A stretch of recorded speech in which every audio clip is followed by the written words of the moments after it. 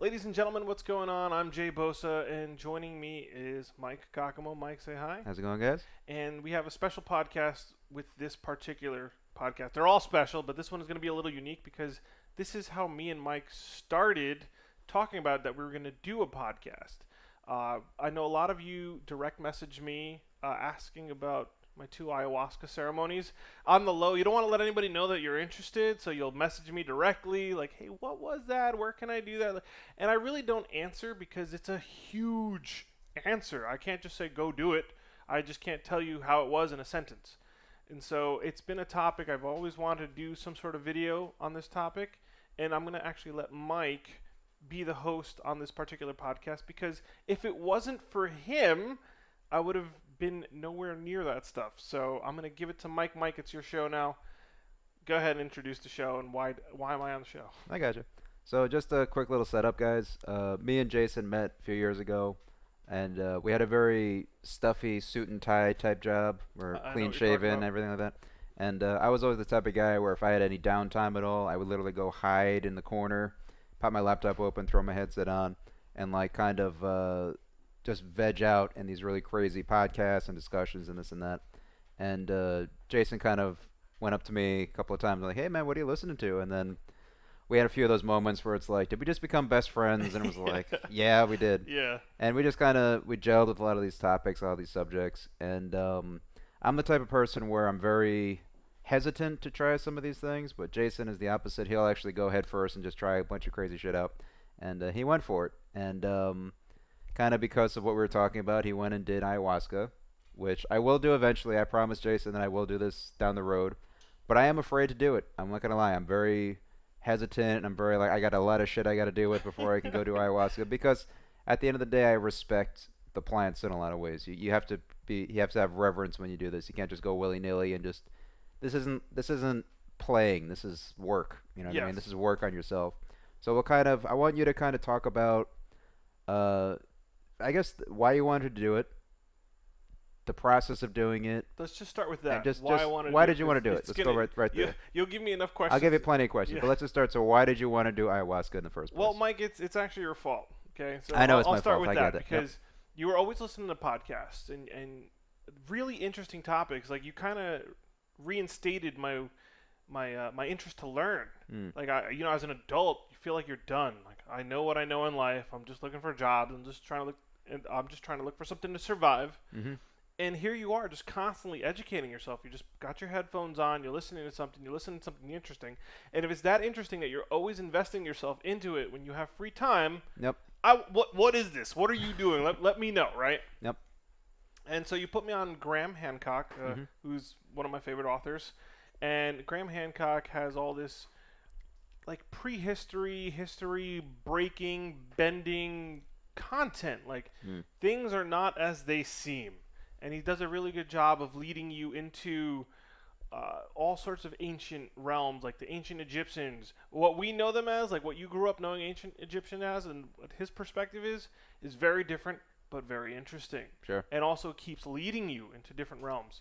And because of the Egyptians, I took on an interest in all sorts of ancient cultures and their mythology or their religions or their stories or their folklore.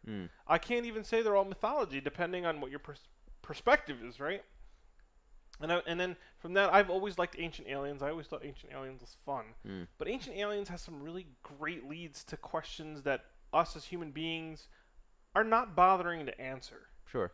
And so it was your little quest for knowledge there and like these interesting topics and like the little discoveries that you were making and then like the topics that you would bring to me that was like, I'm going to do this is interesting, right? And so my 2016 and my 2017 I kind of dedicated to you and my girlfriend because you brought me to all these great things of knowledge. Like now I have new purpose. I have a willingness to learn. I want to be a better person. I want us to learn new things and I want to learn what's the best way to learn than from people that have experience. We have this history with people that are different from us. All of a sudden it's a different group of people, a different culture that I could learn from that's way different. Sure. And I think that's where I was. The main question that I think we're going to be asking a lot in this podcast, it's my favorite question to ask, is what's really going on here?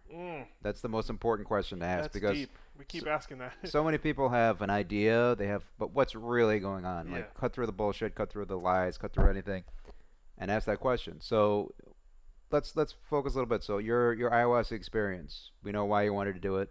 How did it go down? Just tell me the actual logistics. Like, here's what happened. Well, I'll give you the convincing note because I feel I didn't finish the last question. But Okay.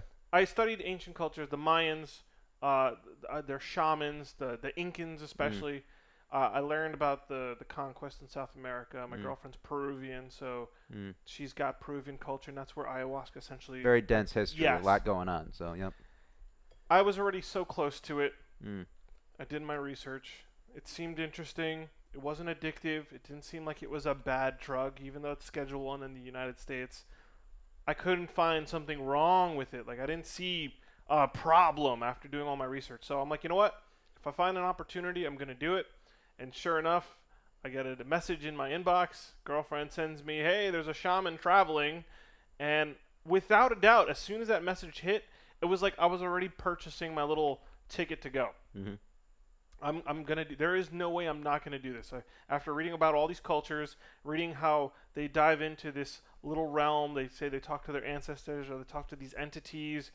I want to see what this is about, because if this was a big part of our human history for thousands of years, and it's almost like disappeared, but I still feel so lucky that we have remnants of it. I'm going for it. Yeah, history. I'm going for it. People have to really understand that. I'm a very I don't know what the word is, but I'm very hesitant to do any kind of psychedelics. I'm not speaking out of How school about here. just drugs? No, but I want to classify it as that. Like, yeah. It's a scary thing. Yeah, sure. I mean, but I'm not saying this anything as I've been there and I've done that. This is all theory for me. But you've actually done ayahuasca and you've gone through the process, and something that people need to, when they research more about history and everything, that history is very much a result of a lot of psychedelics. I mean, it's a very underappreciated drug in human history. I mean, and I think more modern drugs have been more alcohol based, and there's been like back in the old West, you didn't have a lot of water, so you took beer, because, you know what I mean? Because you couldn't have pure water. So that's probably part of the reason why the West was so fucked up, because people were drinking a lot. But like for the cultures that do respect psychedelics as a tool for learning, you know what I mean? Like that's more impressive to me than the cultures that focus on cigarettes or alcohol or coffee. Yeah. You know what I mean? So keep going about what you're saying, though. Let's just keep wrapping up. Or I can shift it out. I think you should ask a question, Mike. Yeah, so, I mean, I'm just curious of the actual, like, process of doing ayahuasca. Like, how did you prepare? What did you do ahead of time? Speak on that a bit. Well, I did a lot of research on the internet. I didn't want to go into this not prepared. I wanted to have good expectations because, you know, as a Schedule 1 drug, ayahuasca is a mixture. It's a tea, but the tea inhibits dimethyltryptamine. And dimethyltryptamine, I was doing my research, and it's in your brain. Essentially, it's what triggers when you start dreaming. And so I was like, is this dangerous? Is this gonna really fuck me up? Is this gonna be wondrous? What is a hallucination? I'm like, I need to do all the research on this, because the only thing I've actually done is alcohol, really. You know, not even so much. People experiment with marijuana, or they're avid marijuana use. That was occasionally, like seldomly occasionally. I just didn't feel like that was a thing that I needed to be part of my life. So I did the research, and the research, to me, everything I did came out clear. You know, it's almost like before you get on a roller coaster, you want to make sure you're safe. Does the harness work? Did this work? Can you buckle in? So that's what it essentially felt like. I did enough research to know I'm going to get on the roller coaster. I'm going to buckle up. I'm going to be fine. And it ends, and I walk off the roller coaster. That's the best way I can compare it. So everything to me, all my green lights, my green check marks showed up. I'm going to go do it. Now, what did you do specifically? To prepare, they say there's a diet. And so I changed my diet drastically. It's practically vegan. The closer you get to your ceremony, you want to be as pure as possible, which I understand now is more like you want your food as natural. Like, you want to be in the most natural state you can be. You want to be yourself. And so if you have bad food in you, we have a lot of processed meat. The meat's the most dangerous one, because if you have, what I read somewhere was, if you have meat from the industrial meat complex, like it's a sad traumatized animal that had an awful life, Mhm. and then it just died, and you ate that, and you went to do the ayahuasca experience, you're going to have a lot of that awful negative energy in you. Mhm. So the safest way to go is the most natural produce you could possibly grab. Mhm. Super organic. Essentially what the planet gives you is what you eat. Mhm. And so for the last week leading up to it, that's all it was. It was just water and a plant-based diet. I came in a couple inches. I can't say I felt bad about myself. I felt good, maybe just a little hungrier than normal, but I was in a mindset that like I really wanted to do this, and it was almost a commitment beforehand to myself and to the plant. And you'll understand what I mean by like the plant and the respect to it is that your mindset and your intention is huge. If you think you're going to go into this like it's like a party drug, it's not. Yeah. You have to respect it because it's very powerful, and it can change you, and it can change you for the better. So if you if you knew that something was going to change you for the better, and this is how you want to prepare for it to get the best possible experience, it only seemed logical to follow that. So it was a lot of diet, and I also realized after my first experience, and this is advice to anybody that's listening to this that's considering it. When I say be yourself, you have to be as honest with yourself as possible as well. So if you have your own negative energy that you have control over, which means you have a grudge, you hate someone, or you just didn't let something go, or you're sad and you won't let your sadness go, you're going to have to come to terms with it, or you're going to have to face it when you're in the ayahuasca ceremony. Yeah, it's like the plants know. You know, they know what's going on. Like, you might hide it from them, but they know. No, Is that accurate? Yeah. Okay. Like you're going to face yourself. There's going to be someone there that's showing you who you are. It's almost like, here's you, and here's problems. Now, do you really need to have that? I don't even want to get into that right now, but Sure. You want to be your truest self and shake all the negative baggage you have.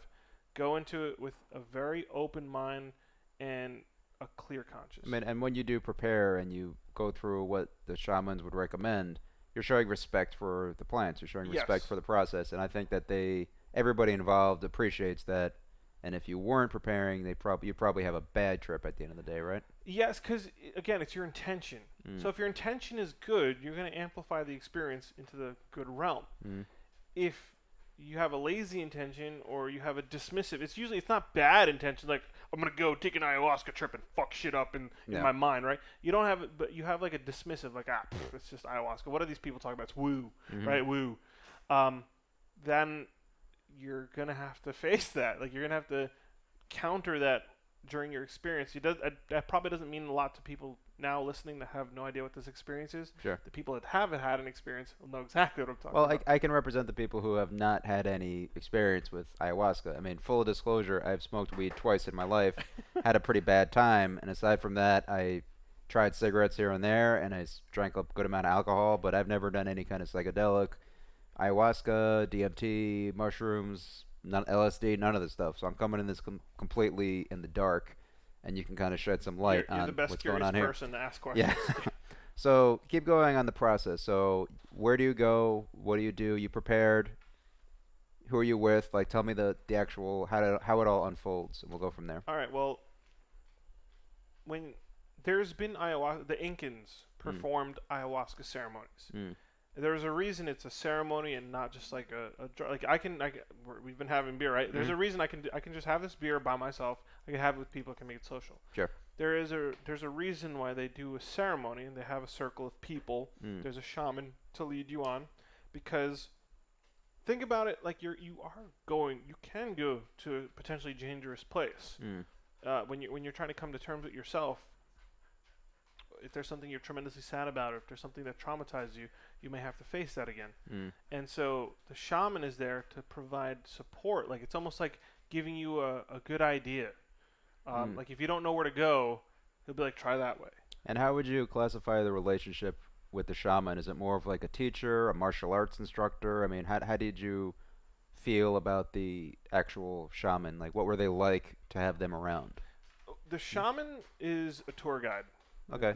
Is that the best the way? Puppy here is yeah. getting interested in what we're talking about. Yeah, she's listening. Yeah. Well, I mean, a tour guide is the best word you use to kind of. It's the shaman is a tour guide for yourself, essentially. Okay, You're gonna interesting. you're gonna go through some experiences that you're not familiar with, Mm. and if you seem like you need help, like you're not completely like not sober. Mm. You can kind of sober up and be like, I need help, or request it. And then what's interesting is that the shaman can feel it. Like if you need help, the shaman actually just shows up. Like you'll just kind of like open your eyes and there's a shaman like knowing that you need help. Yep. There's definitely a different connection, emotion. But they can feel it. They're like, all right, this person's in distress. Let me go help him out for a little bit, get him back on track, and all right, I'll go to someone else. Like they kind of know. I got you. Yeah, there's a feeling. I'll explain a little later, but sure. So the shaman is like a tour guide. They're a guide. If you're going to like a museum, that's yourself. They can kind of help you through. They have the little torch. Think of it like a light going through a dark cave or something. See, because they have experience entering this realm or this state of mind. Yeah, that's an interesting visual you use. Like it's a museum of yourself that they're walking around with a torch and showing you things that maybe you do want to see and you don't want to see. So okay. And they think about it too, like they have a first aid kit. So if like you're walking around in the dark and you bruise yourself, they can kind of like pick you up, help you real quick, send you on your way. Keep going, yeah. So that's a shaman's job. Got it. So I mean, from there, the actual ceremony itself. I mean. Oh right. Let's like for like a visual of people listening. Like, what is it like? Are you at night, at day? Oh, good. You know, is it like how many people are you with? You have the one shaman kind of in charge of everything. So the actual process, like, do you pregame to use a terrible phrase? But I mean, do you start off immediately drinking the ayahuasca from a cup? What does it smell like? What does it taste like? How long does it kick in? Slow down. That's all I'll give you, because I can throw a lot at you. Yeah, you're throwing a lot. So, I just want you to just freestyle. Ceremony, so I'll go with you, like approaching the ceremony, right? Yep. Because it's a weird thing, like especially if it's your first time, if you're deciding to do this. What are you getting into? That's what people do want to know. They want to know if they do this themselves, like they're using this as maybe a preparation. Like, what am I getting into exactly? Gotcha. Yeah.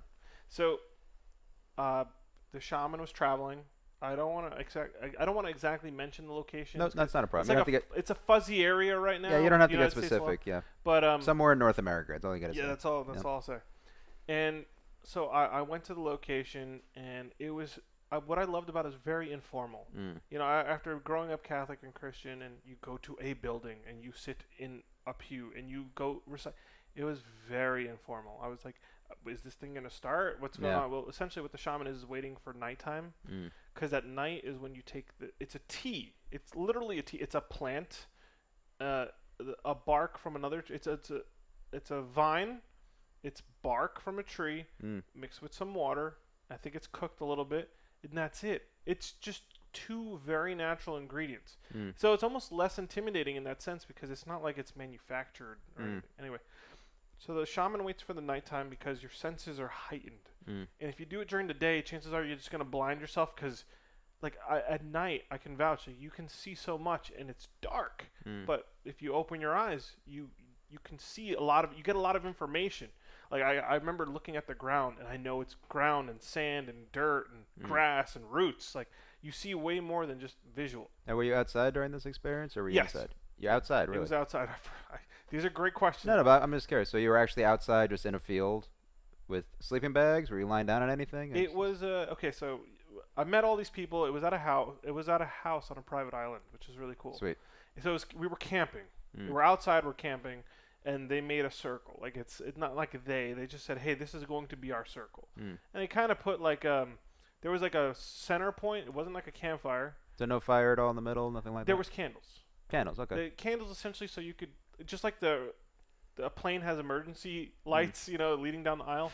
It was candles just so that if you get up in the middle of the night, you know where you're going. It's not like we need a campfire or a bonfire to like worship or any crazy shit like that. You weren't dancing naked around it. Nothing crazy happening. Nope, okay, go ahead. Nope. It's just little guiding lights.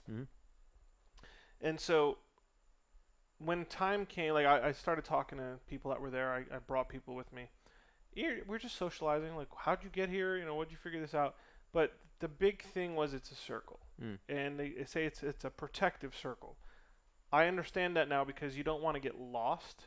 So if you go in if you sober up or you decide to walk or crawl anywhere, because it's very hard to kind of maneuver your body, you have a circle around you, so you cannot get lost. And that's what's beautiful about the circle is because there's already like a built-in support group of guidance, and so we all had sleeping bags. We're all camping. We're in a circle. It's so intimidating. I don't know what's happening. Is this a ritual? Is this like, are we gonna have to chant anything? Like, what's going on? Like, it's creepy. It's so informal. There's none of that. And so when time came, the shaman opened up. He thanked everybody for coming. He was very, like, one of the most sincerest people I've ever met. Like, when he said thank you for coming, you felt it. Like, yeah. I'm here, man. I'm here. I believe this. I'm here for you. And then he explained that he's going to give everybody a little cup of the ayahuasca brew, and everybody's going to get a little bit and then go sit down and just wait. It takes a little while to kick in. And what he meant by that is that it doesn't work instantly. It's not like you drink and you're like, whoa, what's going on? Like, it starts manifesting through your body. So he's trying to explain the process so we can ease into it. And then he calls up the people that have never had a ceremony before. It's like, get started. He knows you're anxious, you know? Yep. And we just He actually called you up, like, in front of everyone, like people who haven't done this before come up type. Yeah, he told everybody to stand up that has never done it before. Stand up, come up, and how many people in your group actually stood up? It was about 9 out of 20. Wow, okay. Yeah. So I got in, I was like 3rd, 4th in line. I couldn't wait, man. Like, this is something, after reading, like, if you read up on this, it's beautiful. It's supposed to be a beautiful experience. And so I'm like, what is it? Like, again, it's like a roller coaster. You see an amazing roller coaster, you know you're going to have an amazing time on this coaster. I just wanted to get to start it. And quick little dumb thing, like, what season was this? Was it cold out, warm out? It was the end of summer. End of summer. Exactly, so right now. End of August. End of August, September. Okay. So it's not cold, it's not hot, it's just kind of like neutral weather. Yeah. It's nighttime right now. You're standing up, you're saying, all right, I haven't done ayahuasca before. Go. Yeah. And one of the great, like, I took my ayahuasca, and then I went down to my seat. I'm like, oh, man, there's the plunge. I did it, you know, like, you're on the coaster. Was this vaguely Catholic, where you actually went up and you drank it and then sat back down? Yeah. Like, it was very much like Catholic church, where you take the communion stuff and you get it, you take your thing, and then you sit back down. You just kind of, you know. And then you pray, right? Yeah, like, it's a little parallel there, but go ahead. That's what it felt like, but that's a formal setting. This was informal. Nope. Like, there was no order as to where we lined up. We just, everybody's just being nice. Like, oh, you go. Okay, go ahead, right? And then when we sat down, it's like, all right. It would have been weird if there was a dick there. Like, hey, let me go first, right? I mean, you know, get out of my way, you're man. Kill my vibe, man. Yeah, like, one dick and that would have been over. Yeah, so go ahead. Yep. So I sat down and then it started drizzling. Okay. And then this is a weird feeling because it's like, oh no, like, is it gonna start raining while I'm doing this? That sounds stressful. Yeah. Like, oh man, here we go. Yeah. And so they were like, dude, they didn't miss a cue because they've probably done this before. So they start handing out like these huge black tarps. Like, that's hilarious. They look like you're saying it's hilarious. I got my friend next to me. He's like, dude, we're putting ourselves in body bags. I know, I didn't want to say it, but you said it, so. No, we said it. Hold on, let me zip myself up real quick. Oh, it's so dark in here. It's great. Yeah. So that's what it felt like, and it did rain. And nice casual Saturday. Zip yourself in a body bag. Yeah. I had myself zipped up in the sleeping bag. I zipped myself up in the tarp. Well, not zipped, but like I kind of made it tight around. I'm like, dude, I just wrapped myself. If this is fuck it, I'll just die. I'm dumb enough for coming, you know. Yeah. Ownership. It's all about ownership at the end of the day. I'm like, fuck it. If I'm gonna die, well, here it is. Like, yep. But so I didn't know what to expect. Now I'm like, this is unknown territory. What's supposed to happen? I'm sitting there. You know, it's like the first time someone drinks alcohol. A lot of people had that experience. If you haven't had the experience with alcohol, then you gotta live a little bit. That's what I say. You gotta spread your wings and fly a little bit. If you, you know, go ahead. Any drug, like for instance, like when you take caffeine, people tell you you're gonna be hyper. So like you drink coffee, it's like, when's that hyperness coming? Am I gonna start jumping off the walls? Yep. So I'm like, well, it's just sitting there. So you sip the ayahuasca. How long are you lying down? Oh, I forgot to tell you. It's like a shot glass. It's like a double dose shot glass. Okay. That's all I took. There wasn't any writing on it, like it was from New Orleans or something weird, right? Dude. Nothing like that. Just plain shot glass. The shaman had his own little cup. It was just like the size of a shot glass, and you just take it. And you chug it. You just swallow it as quick as possible. You can smell it. It's not good. Okay. It's not good. So like. So you're just forcing it down as quick as possible. Just get this down my belly as quick as possible. Yeah. To avoid. What did it smell like? I have to ask. Just like some bad tequila. You know, dude. If I had to describe it, it smelled like a pleasant vomit. I've never heard those two words next to each other. So say if someone ate a lot of mint, and then the mint made them sick, and they vomited it.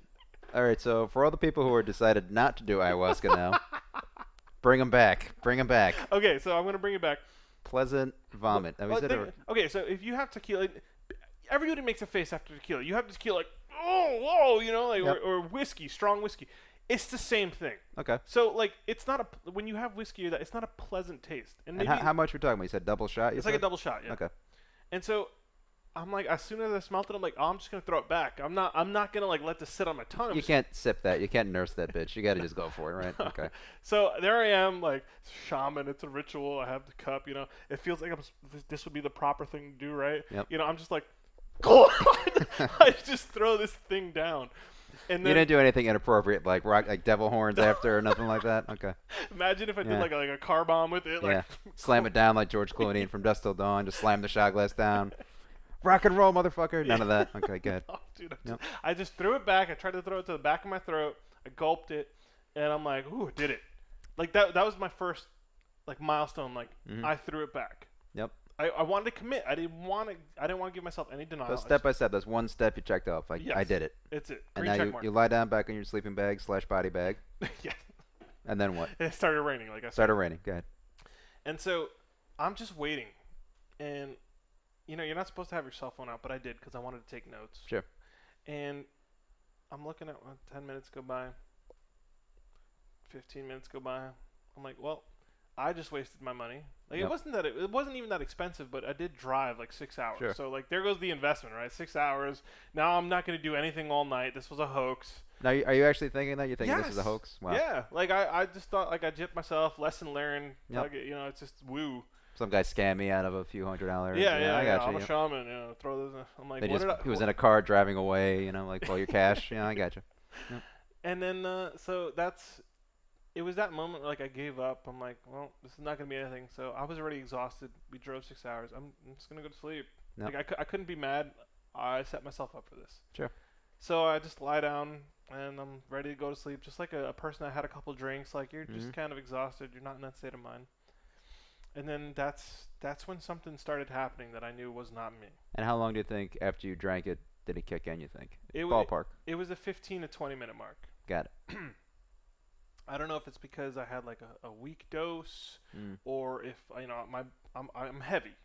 I have a lot of body mass. I can vouch that you do have a lot of tolerance for certain things. Like I've seen you drink alcohol before. Like that might be a thing, but go ahead.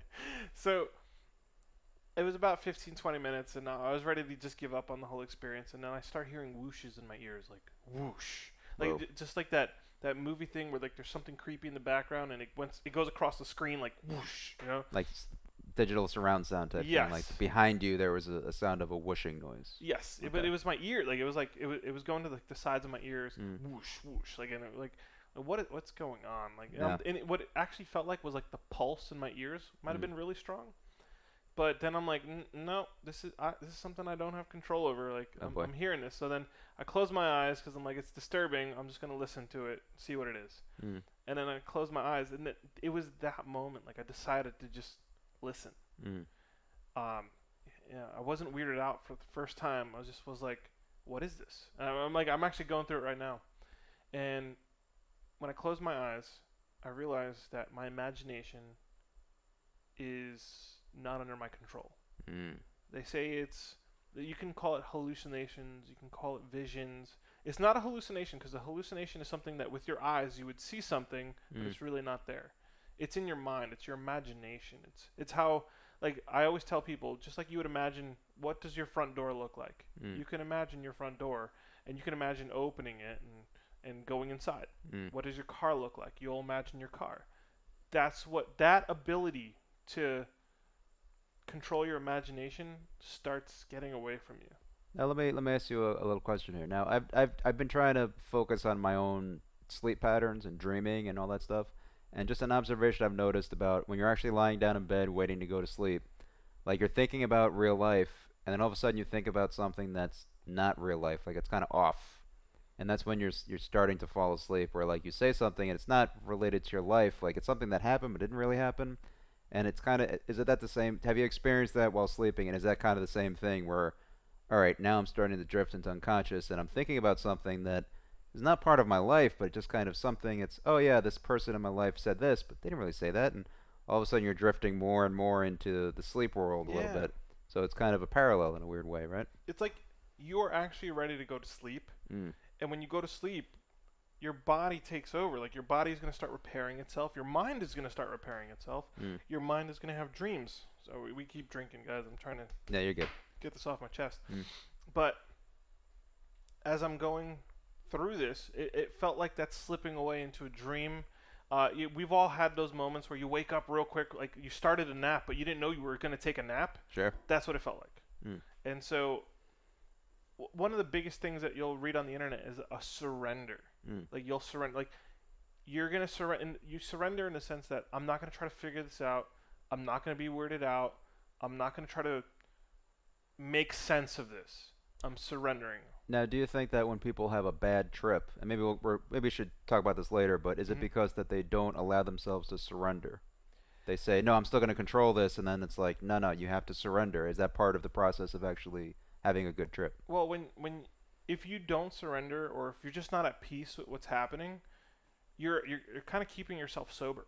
Oh, okay. Like you're grasping reality. Like you don't want to fall off the cliff, and nobody wants to fall off the cliff unless you know you're gonna have a safe landing. I gotcha. So if you don't know what's gonna happen to you, then you're skeptical, and as long as you hold on to that sober skepticism, it's not gonna do its work. Interesting. Yeah. So it just prevents you from having any experience. In other words, in theory, like if you just didn't let go and didn't surrender, you'd be stuck in the awake world and you wouldn't really go into the dream world. Yes. Okay. Like for instance, I had a family member go with me. He didn't get much from it. No. It was just like, well, he was expecting it to be like something else he's done in the past, and it was I could see him over there just. Yep. But I had to give up on him. Like I had to be like, I'm not gonna. Maybe next time, just like we're gonna. Yeah. Okay. Yeah. So I just started feeling it, and it's the whooshes, and I started slipping on reality. It felt like a dream, and what I'm confronted with, and this is almost like a spirit science. So it's not just me saying this. A lot of people that have taken this experience can confirm this is where you see like the sacred geometry. What happens to your vision and your imagination is you start seeing all these fractals. There are these mathematical fractals that make insane amounts of sense. Like I saw triangles spinning, and the triangles would spin into cubes, and the cubes would spin into rectangles, and like every shape that I saw and everything bending is like a kaleidoscope. But everything was connected. There was no collisions, and it all made sense. Now, what color were these shapes you're looking at? Do you remember? I remember gold and green. Okay. There was a lot of gold, and I mean, I think that's why gold is like a revered thing, because for some reason that color was very apparent. Like the triangles that I saw were in gold, and they kind of morphed into different colors, and there was like an emerald green, but I just remember like just seeing triangles, and all this stuff is spinning into each other, and it all makes perfect sense. It's not colliding. It's not. Now, is there nothing else that you see besides the shapes, or is there more things that you can look at, but you choose to look at the shapes? It's like the whole environment around you, like your imagination was inside this fractal. Like if you look at a kaleidoscope, you just spin this kaleidoscope, you see things, and there's a geometry to it because the way the lens is bent to make it refract into your eye, or if that's even the right term. Yeah. You kind of can make sense of what a kaleidoscope is because you're spinning it and stuff. But when you're going under the influence of this drug, it's like you're a 3D IMAX theater surrounding your complete existence, and you're going into it, but it's also going around you, and it's actually like a beautiful feeling. I've never felt anything like this before. And then I just remember I'm wondering about it. Like I'm in it. I'm like, oh, okay, I'm just letting it happen. I kind of had like a sober moment, and that sober moment kind of shuts it down a little bit. Like, oh no, like I'm thinking, come back, and then everything kind of went dark. Okay. I had like just went away. Like the show's about to start, curtain experience.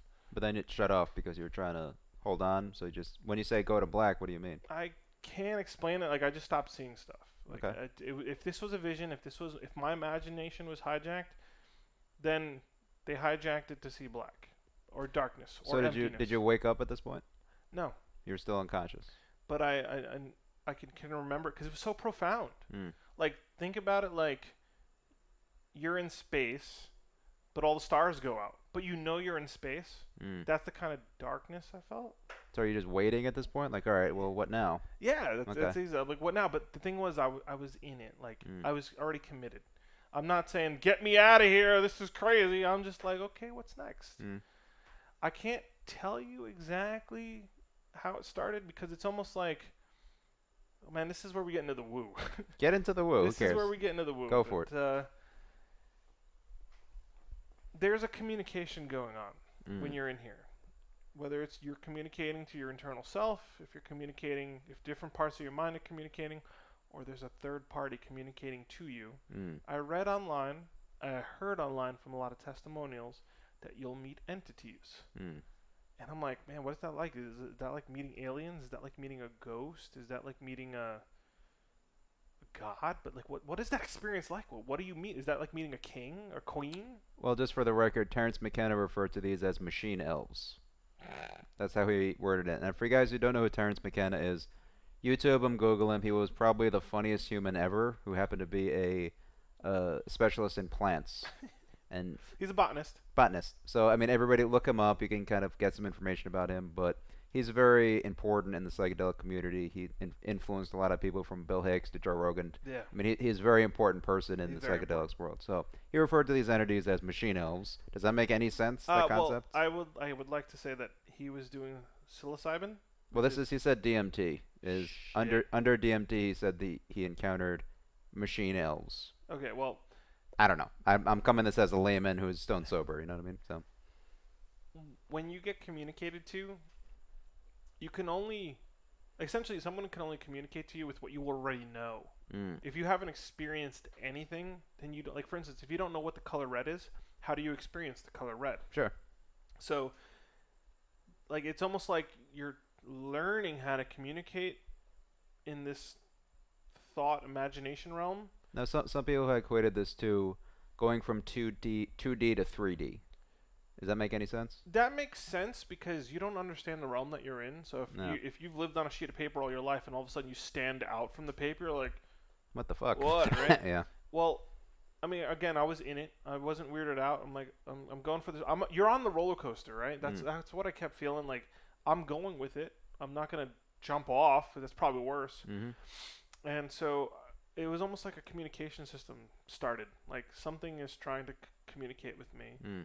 And it's like, how the hell do you start communicating? Like, is it a sound? Is it a color? Is it a thought? Is it like, so all this has to start coming together. This whirlwind of what you know.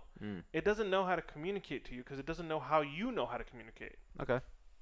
Is it kind of testing you in a weird way? No. There's no you're, test? you're just trying to communicate. It's like, can you imagine if you met someone from a different language and you're just like, hey, like, you just start pointing at stuff, right? You would just point at things until someone got an understanding. I can understand that metaphor if you want to use it. I mean, if you're talking to someone who does not speak English, and how do you communicate with someone who, I mean, usually point and like money, go in pocket, you know, like all that stuff.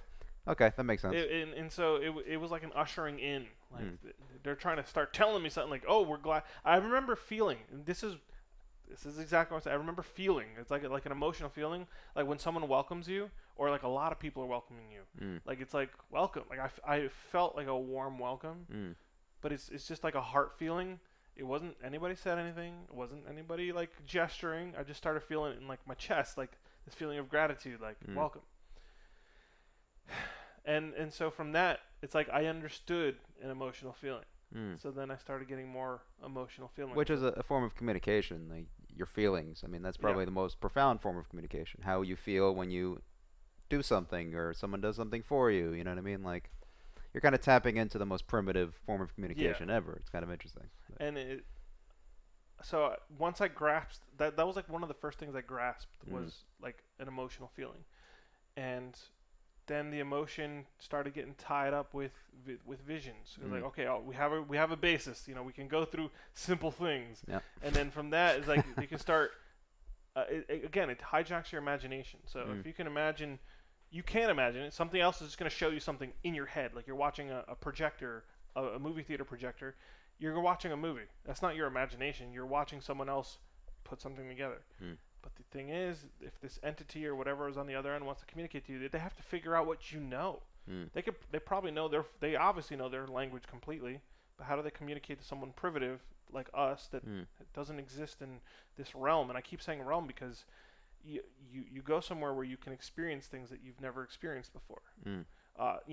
If you've never been in a car driving 80 miles per hour, let's say you walked your whole life, and then you get on a roller coaster. Whoa, right? It's kind of a weird feeling, like, what's going on? You've only gone so fast in your life by walking, and now you're going way faster, and you're just trying to hold on for dear life. So yeah, and all I can say is like the communication once it started going is like way more efficient than any language I've ever spoken, because like there's a feeling, there's a vision, there's even a sound sometimes. Like there is a reality to it. Like there's a complete. I don't have to explain what this is to you because you're experiencing it in your own imagination. So just like you would experience a memory, that's when it finally started hitting me. Like everything I felt like I was going through was channeled memories. Like I had the emotional attachment to what I was seeing, the vision I was experiencing, things I've seen in my past, even my own imagination, like things I know, like artwork. That's all part of it. And so that's when I felt like I had my basis to start communicating with this entity that's trying to contact me. It was like memories. It's like memories that I have, but I don't. It just feels like it. Well, a lot of people have reported saying that when they do DMT or ayahuasca or anything, they have this strange sensation that they've been there before. Do you agree with that? I do, because I haven't, Mm. but it feels familiar, like a memory. Like, when you walk someplace and you smell something, it's like it brings you back. When you go into and you see like a piece of artwork in a building that you visited over and over and over, you're familiar that you're always going to see that artwork, and that artwork, maybe you'll wonder about it for every 2 seconds you look at it. It was something familiar. That's an interesting side note, because I've always had the problem where I would smell something, and I would recognize like the construction paper. If you remember how construction paper smells, you remember. Oh my God, second grade. I haven't thought about that. Exactly. But like you're like, all right, you're smelling something, but the worst is when you smell or taste something and you don't know where it's from. You're like, God damn it, where is this taste from? Like I had like candy the other day. I'm like, this tastes like maybe first grade. I don't know why. You know what I mean? You are on track. Yeah. That is very accurate, because you'll feel something that's so familiar, but you haven't experienced it before. Can you not place it because you haven't experienced it, or is it like, I've experienced this but I don't remember? It's both, neither. It's just no, it's not. It's just how you're going to communicate. Like it's just the realm that you're in, and like, for instance, let's take emotional happiness. Oh, here's our mascot. Yeah, our mascot's giving us a rundown. Yeah. Emotional happiness. You can actually drill down and feel a certain way. Like if you haven't seen someone in a long time, and you finally see that person, you want to go for that hug. You can almost identify that happiness. Like there's a certain happiness reserved for that moment, and that's a familiar happiness. Just like when you come home and you see a dog that was just barking, and that dog is happy. Like like when that dog greets you, there's a particular happiness for that, and then there's also a particular happiness for accomplishing something. Like let's say you got 100 on the test, or you got a trophy for an athletic sport. You can identify that happiness. Like it's not the same. Like hugging a baby and winning something from an athletic sport is a completely different happiness. So you're like compartmentalizing your emotions in a weird way. Like yeah. You're just like, yeah. And it's all part of that reality, because when you, in your memories, a memory is not just something visual. It's like all of it. Like you smell it, you feel it, you can feel the breeze, you can smell what was in the area, you can see the colors. Like it's a very big sensory experience. So all of that combined, pushed into like a familiar memory, is essentially the communication that you start experiencing in this realm. Okay, so the entities that you're communicating with on some level, tell me about them. What's going on there? Oh, there's just one. Just one. Just Okay. one. And I had just one. Well, and that's interesting. So you only encountered one entity on this trip. Now, this could be. I love how you call it a trip. Well, experience. Yeah. But like, do other people experience several entities, or is it always one? I don't know. That's kind of strange. It could be different ones, but the main one is that you're talking to Mother Nature. Interesting. So talk about Mother Nature. I want to hear all about it. Well, the Peruvians, and this might be something built in before I went in. The Peruvians call it Pachamama, the Incans. It's Pachamama. That's Mother Nature. People have said Mother Nature. People come back and sober up from the trip saying her, she. Like, and I sat in a circle of 20 plus people, and fast forwarding to when we all woke up in the morning, it was like, did she talk to you? Did she see you? Did you see her?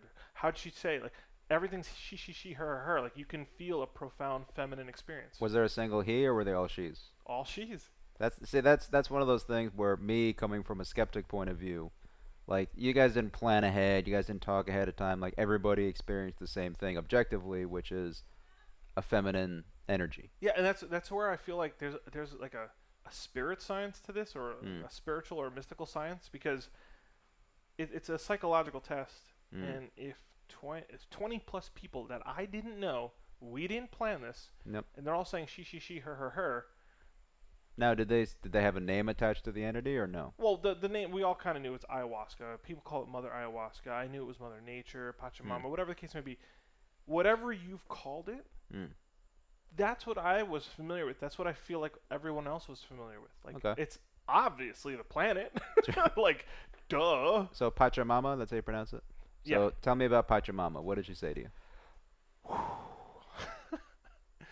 So... I don't fuck around, in case you couldn't tell. I want to hear you. Let's just go right for the jugular. This makes me sound crazy, and for those of you that know me, I am not crazy. No, I'm kidding. I'm just telling you what this experience was. And so to start with Pachamama, once I realized, like, I had to realize what was talking to me. And it's almost like your mom's waking you up, like when you're going to school and your mom has to wake you up. Like, I was familiar with the feeling, like, oh, that's who this is. Like, and it's like I never really saw Pachamama, but you feel it. It's her. It's like, it's almost like you come home from wherever you're at. Like, let's say you're a kid coming home from school, and you know your mom's home. She's home somewhere. You haven't seen her, but she's around. Yes. Gotcha. It was that feeling. Like, there's my mom's here. I just don't know where. Like, somewhere. I don't know how to see her. And by the way, a little side note for people who were born in the 80s or the 70s. That was always the case. You didn't actually know where everybody was at all times. You had to kind of feel it out. You know what I mean? If you left the house without a cell phone, you were gone. Like, you could have been anywhere. So, but again, I want to hear about Pachamama.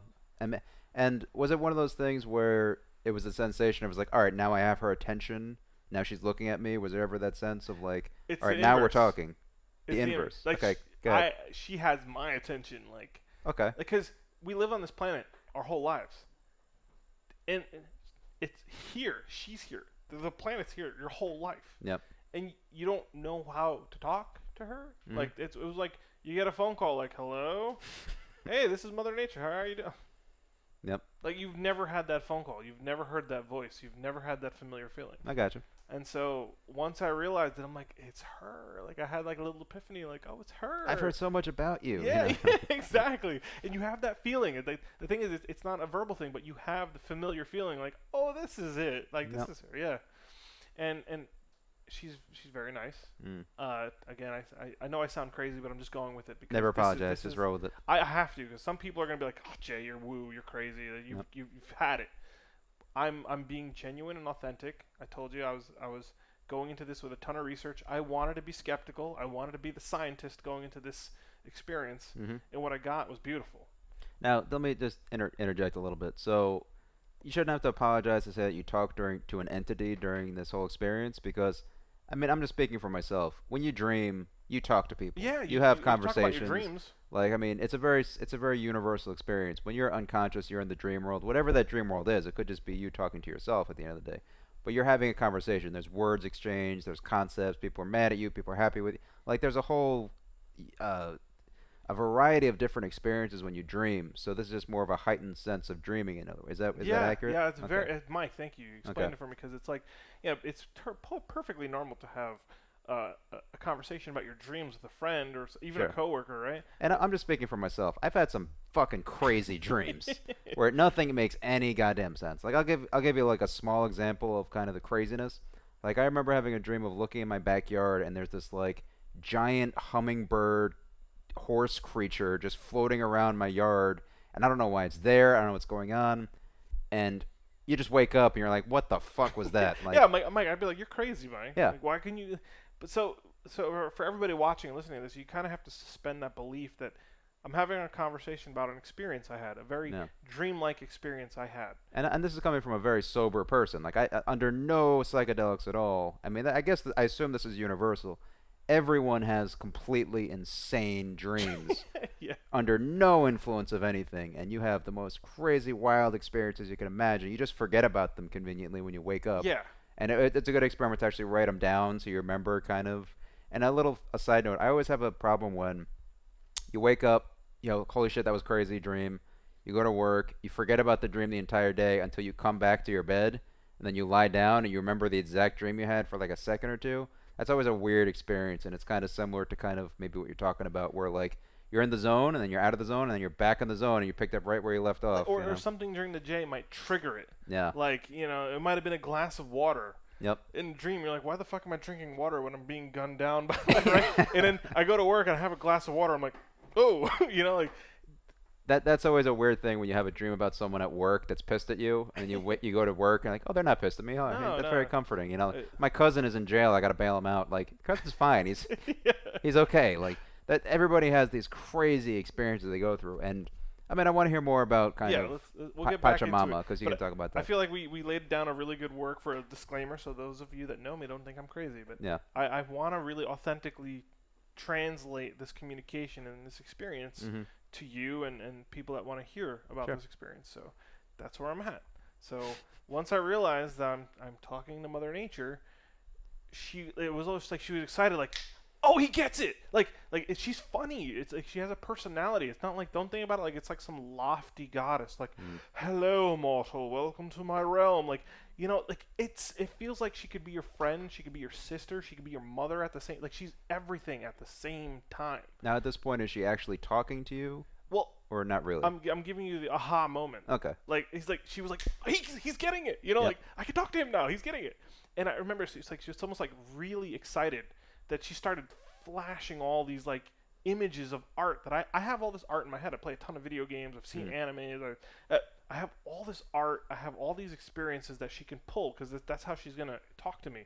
She can't talk to me with anything unfamiliar to me. She has to figure out what I already know that's familiar, and then kind of like rearrange it so I get what she's trying to say. So she's putting things in context that you understand. Exactly. Okay. That's funny. That's what it is.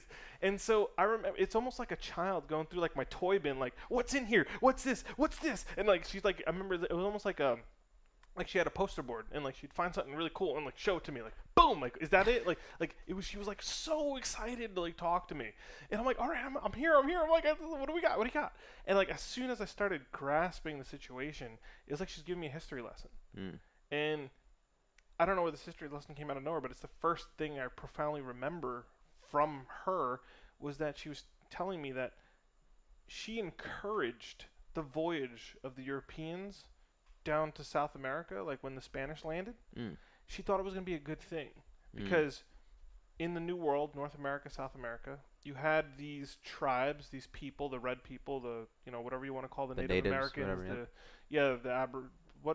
there's so many words. Yeah, I guess I don't natives. even want to call them Native Americans because they're like original settlers, like indigenous people. I think is a little bit more appropriate. Well, they're the people who walked from Asia down to North America and then kept going to South America. So we think. That's what the modern theory is. So. Yes, that's what Neil deGrasse Tyson will tell you. Yes, which I will not argue with Neil deGrasse Tyson for now, unless. You won't argue with him for now, but I can tell you some shit. Okay, well, what does Pachamama have to say about this? So. But she thought it'd be a good idea, like because you have this these great thinkers in that part of the world, and you have this wonderful lifestyle over here. Now, granted, Native Americans, indigenous, they weren't perfect. We heard about sacrifices. They were starting to interpret. They're people at the end of the day. People have flaws. Yeah. So, yep. And like there's crazy religions all over the place where you misinterpret something and something might be hard, like the sacrifices, the human whatever the case may be, right? But you have these amazing buildings here. You have people essentially living off the land. They're not polluting the planet. They live in harmony with the planet. So you combine a people that are in tune with the planet, and you combine them with innovation. You have the industrial innovation coming from Europe, where they have boats, they've domesticated horses, and she's telling me, she's like, now's the time, let's do it, like, because she's got a purpose too, and I felt a little bit of that purpose, but she wanted to put them together, and she is very sad she did. And she made that because I saw a little boat, like she's showing me like a cartoon map of the planet, and she saw a little boat, like little Spanish people going down to South America, and here comes Cortez. He comes off the boat, and all of a sudden I see like the map of South America could just get washed over red, just like murdered, massacred, like just blood and all this awful shit that happened to the indigenous people. And she feels like it was just not the right time. Like she was excited to get those two worlds to meet, like the two civilizations or the two ways of life, I want to say. Just wasn't the time because the innovation thought it was way superior than taking care of the planet. Because when the planet's perfectly fine, like in back in the day, like everybody had horses, we're not polluting the planet with cars, we don't have plastic as garbage, things are okay. So that mindset thought they were superior to the mindset over here, which is just live in harmony with the planet, figure things out. And she made it a point to let me know that she was really sad and disappointed that she kind of helped encourage that. Like, she could, when you're dreaming, everybody has like ideas when they're dreaming, and so she kind of probably planted ideas in open-minded people in Europe to, like Columbus and them, to push them to come over here. So let's backtrack a little bit. So what did she look like? Did you visualize her at all, or no? No. Nothing at this point? There is one very profound visual. It's really funny of what she looked like, because she looked like a celebrity that I know. What celebrity? Let's get accurate here. So we won't go in chronological order of what the experience was. We already have that recorded. Essentially, this is a service to other people. Yep. But the one celebrity that she did take on a huge I can't wait for this. I can't wait. Go ahead. Was Michelle Rodriguez. Okay. That's not as bad as I was. There's a lot of worse celebrities you could have chose besides Michelle Rodriguez. I mean, was she dressed in some kind of Aztec outfit? No, just not Michelle at all, Rodriguez. Dude. It was just chill Michelle Rodriguez. We were in a dive bar. Yep. I remember I'm sitting with like Michelle Rodriguez. Like I meant to meet her all night, right? So we're chilling in this dive bar.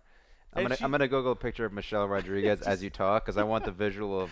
I remember tank top and like cargo pants and boots. Like, Michelle Rodriguez is badass. Like that's what I felt like she was in. So it's a very smiley Michelle Rodriguez, and she's already telling me a story. Like, how you dream you're like already in some shit. Oh, I'm here. Oh, I'm listening to this person, right? Yep. She's telling me, I kid you not, she's telling me this story about how she was trying to communicate with a man in the Indian area, like the peninsula of India, that portion of the planet. So somebody came across some profound dimethyltryptamine or some sort of psychedelic, and this person's tripping wherever they are. They have no idea what's going on, and she's like, "Oh, hey, you're here! Like you could see me, you could hear me, right?" And so, and by the way, this is all Michelle Rodriguez telling me this. In a dive bar, and she's like, and she's like, she's like kind of like just leaning over the bar trying to tell me the story.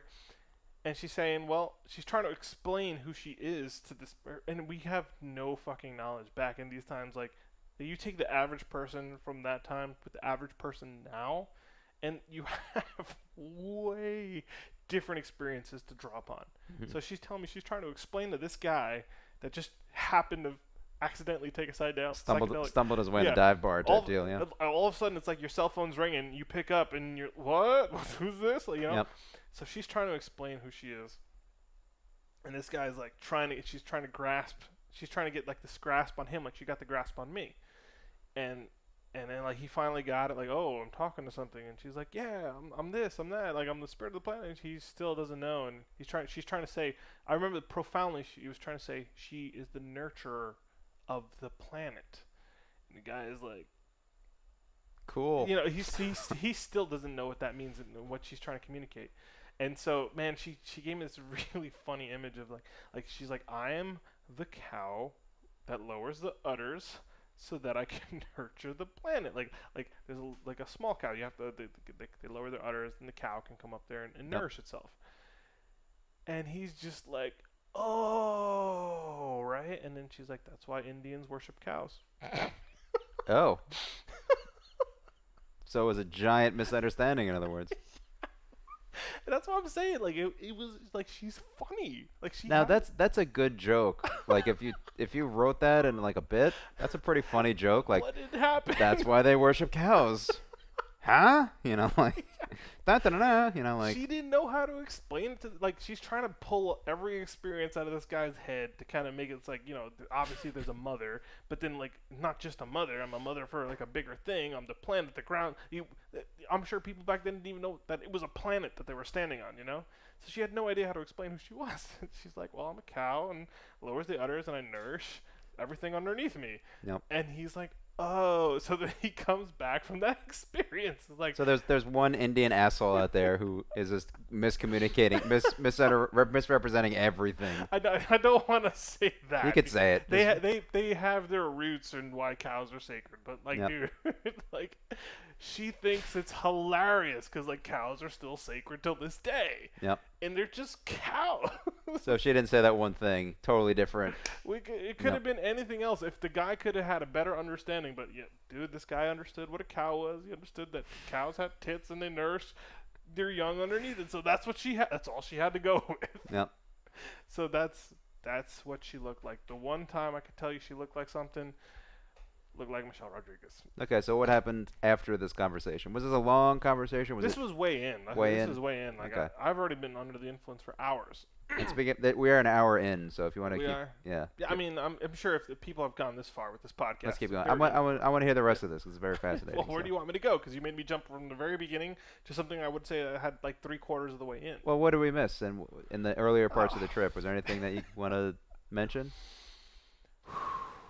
Well, I don't have my notes in front of me. I didn't think I'd be talking about the actual experience. I wanted to orient people as to what it is. No, but you can orient. I mean, we could pause this and I can go get my phone and get my notes. Whatever you want to do, I'm easy. Oh man. I'm interested in how it all happened, and then what you experienced and what you saw while you're on there. So if people do go on a trip themselves, they know what to expect, so they're not afraid of it. All right, you know what? I can, without telling you everything, we already have that information somewhere else. You got it fresh off my mind when I came out of the experience. Yep. What I can say, what we should ground ourselves with is that purging is a very significant thing when you're on ayahuasca. Yeah, that's what you should talk about because that's important. Okay. Yep. So, purging, it's a nice way of saying it. It's either you're going to vomit or you're going to shit your brains out. One or the other or both, or it's going to happen, right? And so, why would anyone sign up for this if that's what they say is going to happen, right? It sounds horrible so far, just so you know. Like, Jesus, all right. Dude, we're going to go into the woods, we're going to sit in a circle, and we're just going to shit our brains out. But, like, why, though? What's going on there? Okay, well, to ground this, okay? So, I know that's funny, but the negative energy that you hold, whether it's a grudge, whether you feel betrayed, whether you're sad, it can manifest physically. And when it does, you purge. And I'll give you an example. At the time, I was dating my girlfriend, and we were just dating for 6 months, just dating. I didn't make it a thing. I didn't want to make it anything official. Just dating. I'm just going with this, right? And we're older, so it's kind of hard to just commit immediately. Like, oh, committed. Yeah, here we are, relationship. And so Mother Nature felt like an annoying little sister, or just a sister in general. Like, hey, you're dating this girl, huh? You're dating this girl. And what are you guys doing? And I'm looking at her like, we're just dating, just going with the flow. And she's like, well, is there anything else coming from it? Are you gonna make it anymore? And I feel, dude, I'm telling you, it felt like this elbow. Like, I keep going like this because that is what I can. She's elbowed me in the ribs, like poking fun at me. Like, is she fucking with you, or what's the story? Okay. Yep. So I'm like, we're just trying to take it, one day at a time. And she's like, well, is it? She's prying, dude. She's prying, just like a sister or to what purpose, though? What do you think? Well, it's the commitment. She was getting at the whole commitment thing. Like, I'm obviously just fine with this flow, but I didn't make her my girlfriend at the time. It wasn't official. It wasn't Facebook official. It wasn't official in my head. Who knows if it was official in her head? But it just so I'm dodging. I'm dodging this feeling. This like, I'm just. And it got to the point where I was like, she got frustrated, like, because that's the point she was trying to make. I'm whatever the end of that was. I'm not committing, or I'm not. Not that I wasn't committing. I just didn't want to make it serious. So it was like a negative energy that you're feeling at this point? Yeah, it's Okay. I'm denying the fact that, like, I want to love this person. I want to love this person more. Mm. I'm like, for whatever reason, I'm just not believing in love, or like. Now at this point, do you purge? Well, that's exactly what happened, Okay. dude. Like, cause he was like, like, I'm just kind of. And as soon as I had like a really like, it's almost like I'm just kind of warding off the elbow. Like, all right, that's enough, right? No, you don't call the shots in that realm. She calls the shots.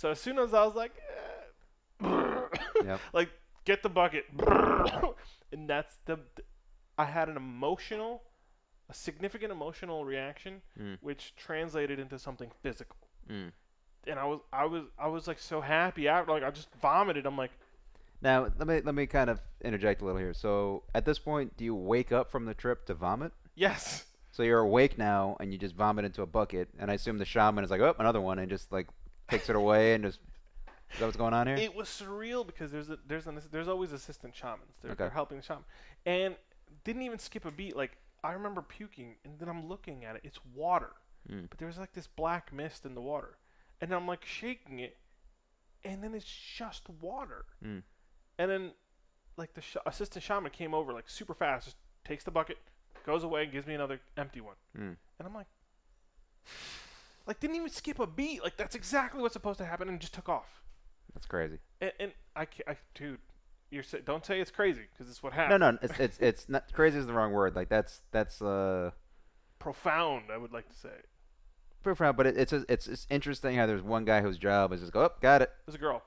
So Yeah. she goes, dumps it out, and it's Don't very like discriminate. just like nonchalantly like, oh, fresh bucket, here you go. Yep. That's exactly how it was. Okay. I couldn't believe it. I mean, I was like, because I read about this purging, and like, what are you getting rid of negative energy and all that stuff, and here it manifested completely. It went right from, I knew that moment. It's so profound. Like, I knew the moment I was dodging, I was stopping myself from loving this person more because of commitment, or it's just not cool to love now.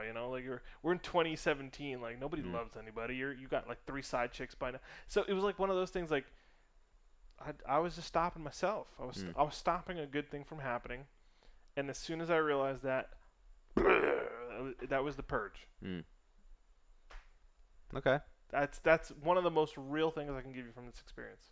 All right. So do you want to backtrack at all, or let's stick with that moment? You know right what? now? There's another one, and I guess it wasn't as significant because I took notes, and I had my phone. I'm so happy I had my phone with me.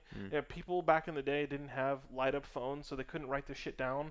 But because I had like my swipe keyboard, I was like, I gotta save all this. Nope. I need to go get that phone to get you that other. So we're gonna do like a cut on this podcast. Okay. And I'll get the phone. Got it. All right. So we're just talking about your experience on ayahuasca. Let's just keep going where you left off. So you have your notes. You kind of half remembering some of the stuff about the trip. So keep going. What else did you learn about the purge specifically? What were you feeling? What I was actually telling you on the break, and I have to reiterate right now, is I probably didn't remember this one because I've integrated it so much into my life. And as I'm reading it now, I'm like, duh. Okay. What was that? Of course. So my notes when I was under the influence almost seemed like some sort of like religious prose. And so... Can you read us a sample just out of curiosity, or is it too weird? Okay, I'll give you one, right? Yeah. Art is a manifestation of imagination. This is where she exists. Art can take on any form as long as it invokes feeling and emotion. That's like a revelation I had.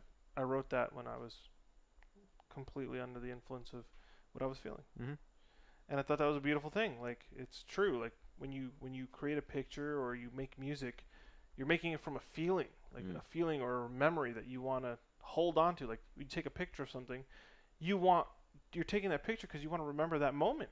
That you felt a certain way and you want to share it, type deal. Yes. So that's why she kind of like explained to me what art was. And okay, so I wrote this down. I purged when I thought about feelings, the way they are expressed. And then I put a reserved parentheses here. It's amazing how when I realized that I threw up, it was so blatant and apparent even before I got here. She waited to bring me these thoughts after some time. Mm. The anti-feelings movement is work of a demon, I put here. Mm. All the didn't catch feelings memes campaign. Mm. So what she's saying is it's to reinterpret what I was saying under the influence was it's not cool to be authentic or genuine. Mm. And I'd been going through life like I just wanted to be a character, running my company. The way I was communicating, I was live streaming, I was trying to be a commentator, I was trying to be a little bit of a personality or an influencer. I wasn't myself. I was just trying to be like a big net, almost like a politician. Like a politician tries to relate to everybody, but yet, what are they genuinely about? They're playing a character, in other words, in a weird way. Yeah. But it was for the sake of business and stuff. But I guess it was. Which is what we're all doing at the end of the day. I mean, we're all playing a character on some level just to function in this crazy fucking world. But go ahead. Yep.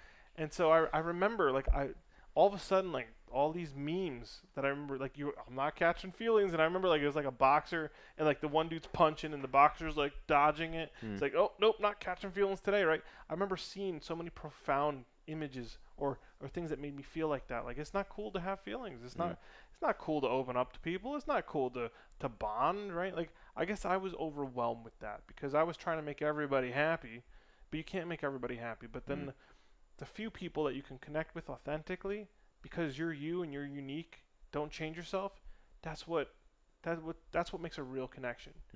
And as soon as I realized that, just threw down the purge. Like, I got rid of all the negative. But it sounds like a positive thing you experienced. Well, yeah. Well, that's I was getting rid of the negative fakeness. Like, I wasn't I wasn't like a chronically fake person. I just wasn't being more genuine. No. And that's why I didn't remember it, because I feel like I am such a genuine person now. I've completely integrated that lesson in my life. Like, I'm genuine. I'm authentic. I say how I feel, even if it's hurtful. I think telling people that something that's hurtful makes them better because they'll try not to be hurt in the future. Yeah. So, which is a very maybe sensitive topic to have. I mean, it's like fat shaming. Yeah. Like when you fat shame someone, like, hey man, you should work out and eat vegetables and lean protein and stop eating Funyuns. Like, people don't want to hear that, but they don't want to hear it. But good thing to tell someone, because you care about them. If you're being authentic, you might plant an idea, a seed. The person's like, I don't want to be fat anymore. They start working out. They start eating healthy. Essentially, you being honest and hurtful saved that person's life or made it infinitely better. I'm a big believer that feeling bad is the precursor to being a better person. Like, I agree with you. In a lot of ways, not just one way or another. But when you fuck up and you feel horrible, that's your way of saying, like, I'm not gonna do that again, or if I do it again, I'm gonna know how to handle it. I mean, it's a life experience thing. It's important. But go ahead. Yeah. Well, that's it. Like, I purged thinking about my girlfriend. Like, as soon as I came home, I had to tell her the story, and at the very end of the story, I told her my second purge, and we made it official. Like, she's my girlfriend. Facebook official. That's our anniversary date. All that stuff. Yep. That was liberating. Like, I felt way overly comfortable. Like, why haven't I done this before? Kind of feeling.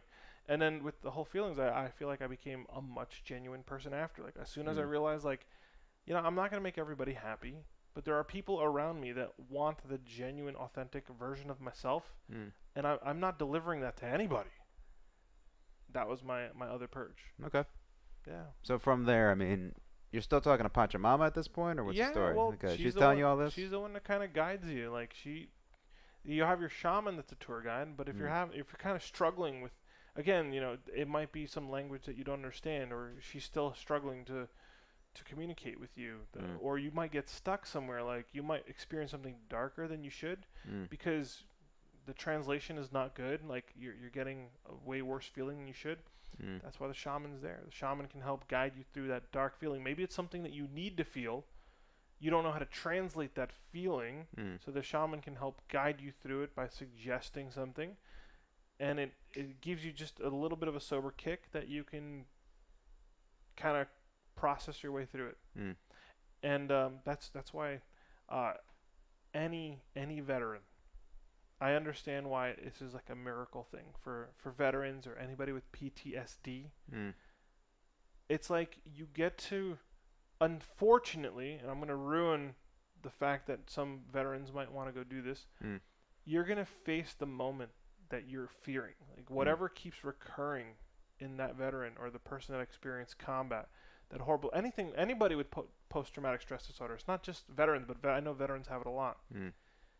You're going to be able to relive that moment, but also when you're taking dimethyltryptamine and this, the processing power in your brain is so intense. Like it's like you're used to driving a car at 60, 70, 80 miles per hour, but have you hit 300 miles per hour in that thing? Like, and that's why like you can't control your motor skills because your brain is processing so much. You're lost in your own mind that your normal sober operations suffer because you're focusing so much on what your mind's giving you. So when a veteran or someone that experienced something traumatic and you want to face your PTSD, you essentially get that moment again, but you're not going in there with a go-kart. You're going in there with a fire truck, an ambulance. You're going in there with the whole army that's going to help you figure out and ease what you experienced, and you'll go through it again, but you've got allies, like, and then not like people or things, but you've got better tools to process what happened to you. Yep. And I've heard so many stories about veterans curing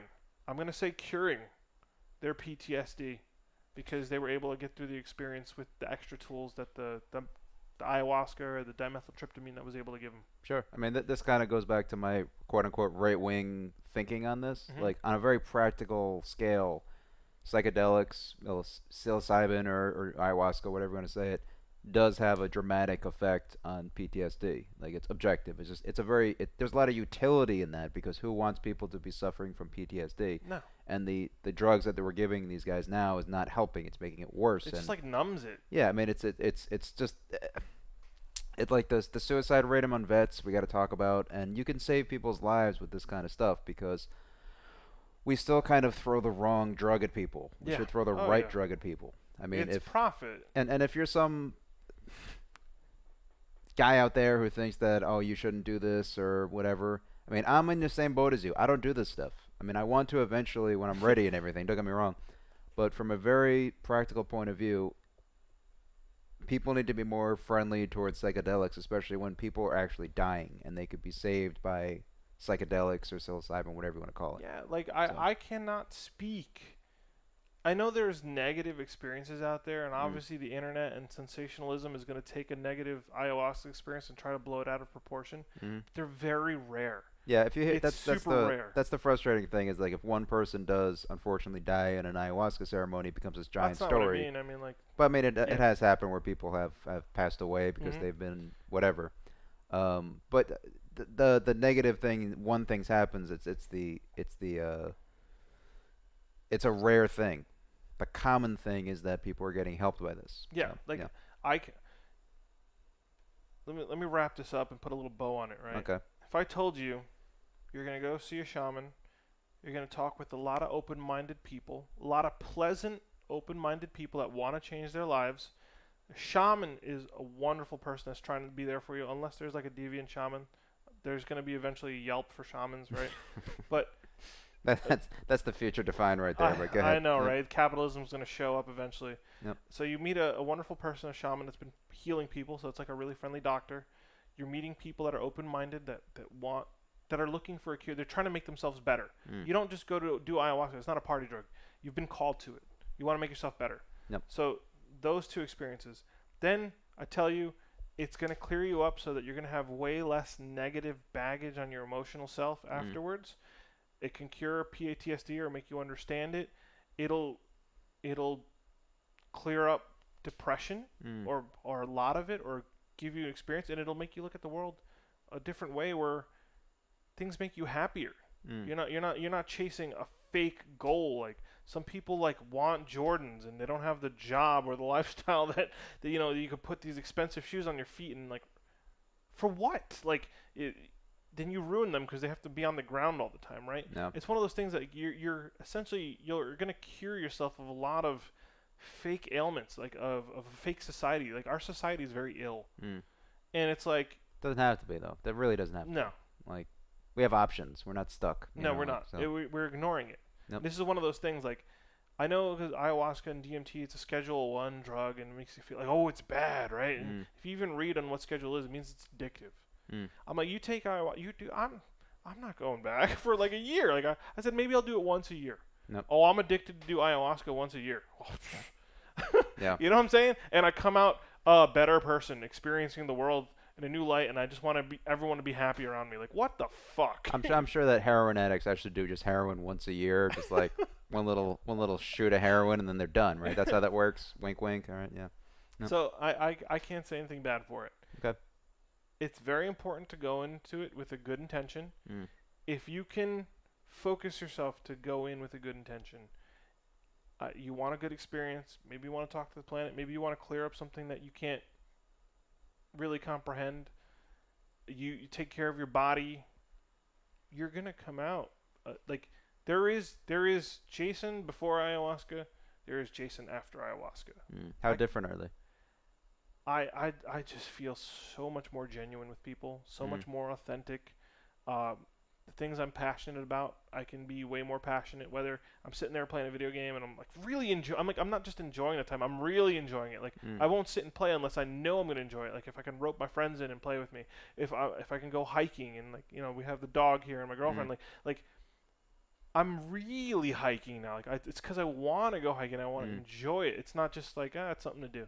Yeah, I think a lot of people are going through the motions and they're not really living in the present and living life. They're just kind of like I said, going through the motions. Yeah, so, and like even with you, Mike, I can relate to you because I found out now like I would rather get paid less and be passionate about what I'm working on than get paid more and not give a fuck for more than half my day is dedicated to a job. With your commute, with even thinking about your job, like you think about your job when you wake up, you get ready for it, you commute, you go to the job, you deal with people, then you have to commute home, then you're thinking about what your day. Like, that's a lot of investment not to care about what you're doing. It's very unnatural.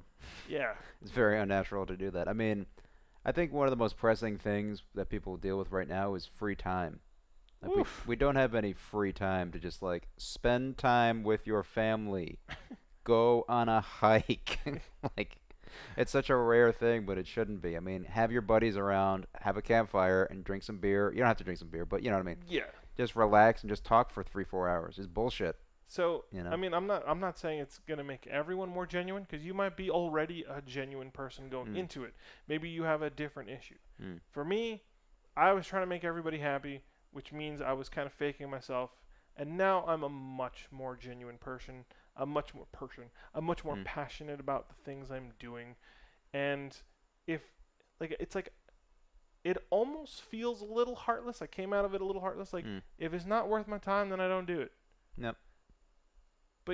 But essentially, I'm thinking like you're all you have, Mike. I'm all I have, right? So you have to make the best of what you have. Yeah. So if you're going through the motions, like you're going to go to some event because it's going to make that person happy. But if you genuinely don't feel like making that person happy, then why are you doing it in the first place? Do you think that person is actually just seeking your attention? Like, do they just want you there because like you're another person that came to their thing? Or, God, dude, I can't wait to see you. Like, Mike, you're here podcasting. Like, we did this 2 Mondays in a row. That's a different feeling. Like, we did it. I want it. It's authentic. Then it's like, I really find myself going through the motions now. Well, yeah. I mean, another reason why I wanted to do this podcast to begin with is to get this stuff out and talk about it. I mean, and maybe I don't have to necessarily do the ayahuasca trip, but I want the benefits of your ayahuasca trip, and you know what I mean. Like I'm just being a mooch, in other words. That's what I'm doing. I can't tell you. Like, granted, I'm finally happy that I made a video about this. I'm gonna try to make this as fast as I can, but on my second trip, on the first ayahuasca experience, I promised. It was like weird. I promised ayahuasca I would make a video. I didn't make that video when I got to the second ceremony. Does you remember? Oh man, like an angry girlfriend, like that you stood up. Like I felt like such a failure. Like I failed the planet. Like, hey, the planet asked me to make a video, and in a whole year I couldn't make a fucking video for the planet, right? Yep. And so I felt like a failure. And she showed me what she deals with, and like the planet is like so disgustingly polluted, and it's sick. Like there's sick people on this planet. Like they are not happy. There's there's chronic depression everywhere. We're not in tune with the planet. it's being destroyed. It's essentially being raped. I saw her being raped. Mm. It was a brutal scene, but she showed me only a portion of it, so I didn't have to feel so horrible. And all she asked was make a video. Make That's a it. fucking video. And here it is. I'm making the video. Now I feel like once I publish this video, I can feel like I can go say hi again. I'll pick up the phone, Yep. do an ayahuasca ceremony. It's like, hey, what's up, girl? What Do else? you know your What's next? big your big fuck up was? You started worshiping cows. That was your big fuck up. That was when like, oh Jesus, you again. You know. Dude, I stopped eating beef. I drink I drink the the milk that's not from cows. Like Yep. I left animals alone. I'm a poyotarian. Not pollotarian. Poyotarian. That's the Spanish way That's to the say Spanish. it. That's the new Spanish diet. I'm a poyotarian. I only eat fried chicken still. You know. Yep. So I do that for the protein because it's just healthy. But Yep. I mean I'm just trying to leave things be. Like let them be happy and. Yep. That's it, man. Like that. I'm trying to give you the most authentic parts of those two ceremonies. I don't know if you're happy with that. No, or not. I'm happy. I mean, I would love to go deeper because I think there's so much to talk about Man, I can process. give you like play by play. Like I don't want to sound like my notes sound like prophecy, but like it sounds like it's religious prose. Like, well, let me freestyle a little bit. If you want to look at your Sure. notes and kind of see if there's anything else you want to mention while I freestyle a little bit. There's a really good theory, or not good, but there's a potential theory that a lot of religions that exist right now come from psychedelics. I mean, if you look at any religion, I mean, probably the most pressing one is, or most something relevant to what we're talking about is if you go to Rome, there's a giant statue of a pine cone. yeah. And if you go to Rome and you ask the people around, like, hey, what's up with the pine cone? They're going to say, well, that's related to your pineal gland, which is, from what we're all kind of putting together, is the origin of DMT in your brain. That's where it's secreted. That could be bullshit. Let me interject some science in there. Yep. The pineal gland is essentially like a third eye, and you have like tissue and like a structure of a third eye in there, and apparently the chemical reactions that are in that are sparked from your own imagination. Like there is a disorder where you can't see your imagination. There's a rare disorder where people can't like imagine visuals of their imagination, but they can imagine the familiarity. But for most of us, we're blessed the fact that we can imagine visuals. Well, I think Bill Hicks said it best. He said that watching television is like taking black spray paint to your third eye. Yeah, And that's kind of like you're maybe letting that's a little something else extreme. drive. Yeah. Yeah. And so it just you gotta, if you get anything from this, be more authentic with yourself. Yeah. Like that's it. Like if you're feeling a certain type of way about this, listening to this podcast or seeing me talk about this, if you feel like I just kind of irked you sideways a little bit, or you're wondering about it, like that's it. That's that feeling. Like go chase that feeling. Go wonder about it. Go research it. Go think about it. Yeah. Be I mean, authentic. my whole thing is this is the most fun thing to talk about. You know, like anything related to like the Graham Hancock, Terence McKenna view of the world. I mean, that's super interesting to talk about. And what we're going to learn later on is going to be more interesting in 2 years from now. I mean, when the science comes out and more people get together and more people talk. I mean, I believe Rick Strassman is still alive. He wrote Yeah, he is. He's there. He's still doing his thing. Yeah, I There's mean, YouTube videos every so often. Terence McKenna unfortunately did pass away, Yeah, but he did. His brother is we're gonna go Great, see he's his doing it. brother. Oh yeah, that's right. Yeah. He's doing a great job, kind of holding the mantle. But a gentleman, Rick Strassman, is still around, still talking about DMT, and it's one of those things where the internet allows people to come together and just talk more about these things. And I mean, I would love to see like a Graham Hancock talk to a Richard Dawkins, because I mean, talk for 3 hours, just pick each other's brains, figure it out, and like science is a good tool to kind of objectively say this is reality, this is true. But if you ignore all these observations and all these things, you're kind of being shortchanged on a whole element of reality that we don't really talk about, you know? And again, I'm coming from a very skeptical, not right political, but right-wing, right-brain point of view. I used to have to say that. People think I'm talking about politically right-wing. I'm not. No. I'm very 50% left and right politically. I don't think people understand what lizard brain, male brain versus female creative brain is. Sure. All that stuff. But like, that's the whole element there. Yeah. But I mean, I'm curious to see where this research all goes, and because I mean, an interesting thing that what you're talking about is I would love to see a very scientific experiment happen with ayahuasca, where you take 8 people and you say, all right, don't tell them anything. Yeah, I know it's hard. It's going to be hard to do. You know, it's going to be just don't have any preconceived notions about ayahuasca, have the experience, and then just take them and just take them right to a room, close the door, and just say, all right, and interview them. And if there's parallels, there's something to ayahuasca that you have to measure with science. Yeah. You know what I mean? If everybody says, I saw this shape, I met this person, it was a she for sure. Like, these are all it's like a mystery. Like, here's what's going on, and you can't fake that. I would love to see a Richard Dawkins do ayahuasca. You know what I mean? Let me add something here, because we don't have an instrument like scientists. Like, I know this is going to be Neil deGrasse Tyson's like skepticism. Why is he not doing ayahuasca? I know, right? For the love of God? He doesn't have. We don't have scientific instruments to measure that experience or to see that. Like, you can't take a camera. Like, hey, I'm going to take ayahuasca, put a camera on my head, and you're going to see exactly what I saw, right? We don't have an instrument for that. But essentially, Yet.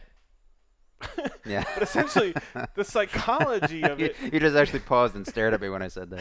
Yeah, because I had to think about it for like, Imagine for years. Yeah. Yeah, go ahead.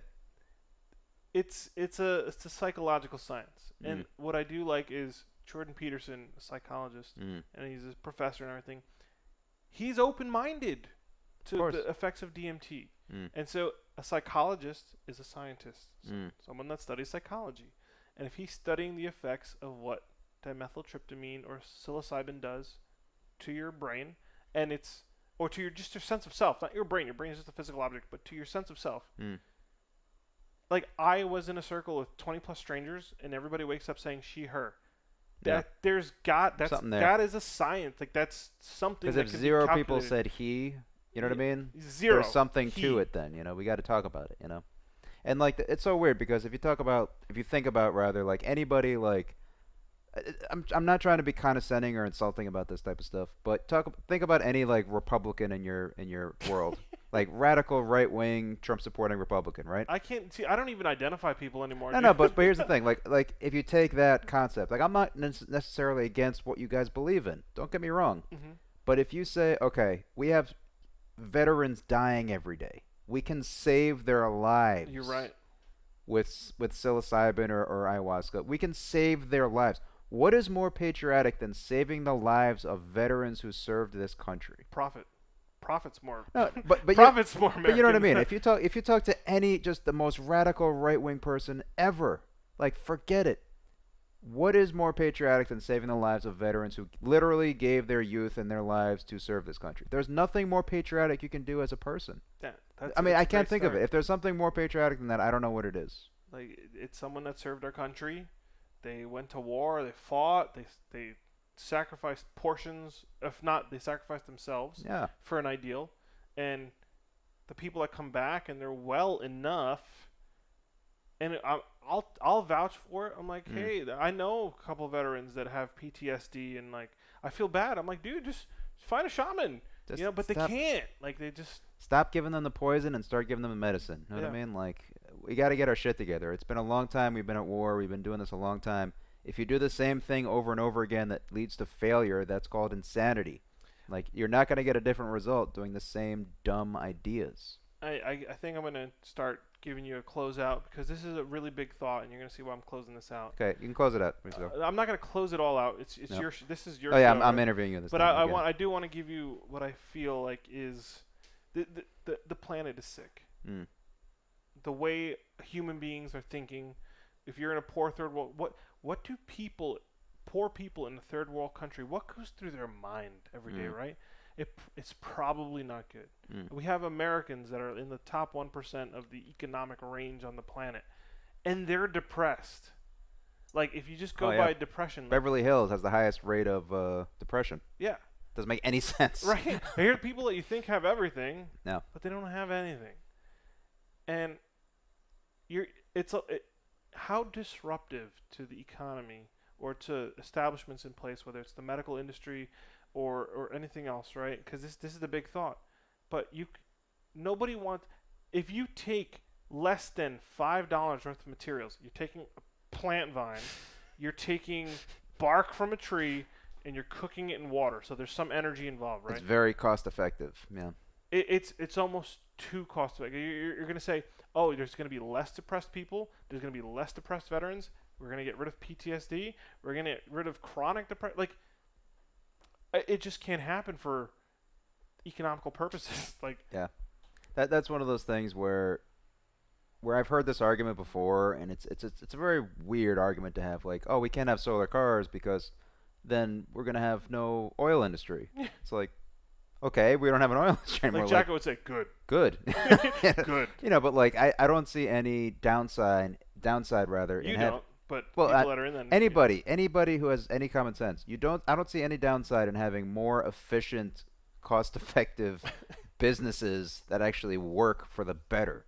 Like, I think people make this mistake. You can have your cake and eat it too. Like, you can clean up the ocean and make a profit. You guys can look up. There's a guy doing that right now in Europe.